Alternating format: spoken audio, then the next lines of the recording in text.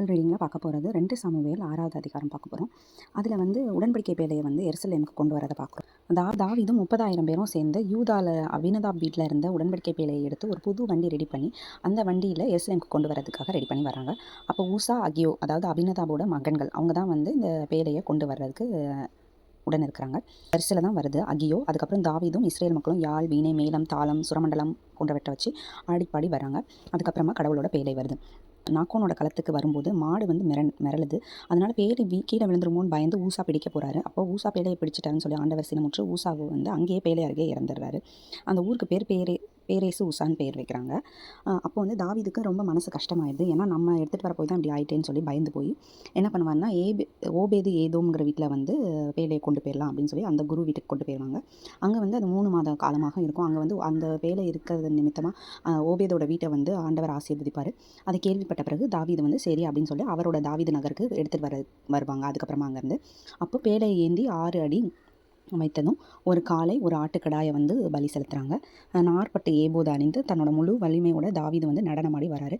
அவர் தாவீது நகருக்கு வரும்போது அவரோட மனைவியான மீக்காள் வந்து பலகனி வழியாக அவர் ஆடி பாடி குதித்து வரதை பார்த்து அவரை உள்ளத்தில் வந்து அவள் வெறுக்க ஆரம்பிக்கிறாள்.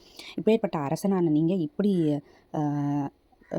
ஆடிட்டு வரீங்க அப்படிங்கிற மாதிரி அவள் அதை நினைக்கிறா, ஏளனமாக நினைக்கிறா. தாவீது சொல்கிறாரு, சவுலை ஒதுக்கி ஆண்டவர் என்னையை தேர்ந்தெடுத்தாரு, அதனால் அவர் முன்னாடி என்னோட முழு பலத்தோடு ஆடுவேன் அப்படிங்கிற மாதிரி தாவீது சொல்கிறத பார்க்குறோம். அப்புறமா வந்து தாவீது அங்கே இருந்த மக்கள் எல்லாருக்குமே அப்பம், பொரித்த இறைச்சி, திராட்சைப்பழ அடை இது எல்லாத்தையும் கொடுக்குறாங்க. மீக்காள் வந்து தாவீதை கேலி செய்ததன் நிமித்தமாக அவங்களுக்கு குழந்தை பேர் இல்லாதவாறு ஆண்டவர் பண்ணிடுறாரு. அதுக்கப்புறமா நம்ம அதிகாரம் 7 என்ன பார்க்குறோமா, தாவீதுக்கு அதுக்கப்புறமா அடுத்தடுத்த போர்களில் நடந்ததுனால அதுலேருந்து எல்லாம் ஆண்டவர் ஓய்வு அளித்து அவரை கொஞ்ச நாள் நிம்மதியாக இருக்க விட்றாரு. அப்போ தான் நாத்தான்கிற இறைவாக்கினர் இருக்கார். அப்போ தாவீது யோசிக்கிறார், நான் இங்கே கேதுரு அரண்மனையில் இருக்கேன், ஆனால் என்னுடைய ஆண்டவர் ஒரு கூடாரத்தில் இருக்காரு அப்படின்னு சொல்கிறாரு. அப்போ நாத்தான் வந்து உங்களோட இஷ்டப்படி நீங்கள் செய்யுங்க, ஆண்டவர் உங்களோட தான் இருக்கிறாரு அப்படிங்கிற மாதிரி சொல்லுவாங்க.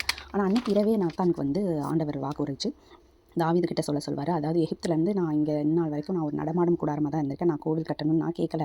ஆடு மேய்த்திருக்கிற உன்னை வந்து நான் அழைச்சி உனக்கு உன் கூட இருந்து உன் எதிரிகள் எல்லாத்தையும் அழித்து நான் காப்பாற்றிருக்கேன். உன்னோட வழித்தோன்றலை வந்து நான் ஆசீர்வதிப்பேன்.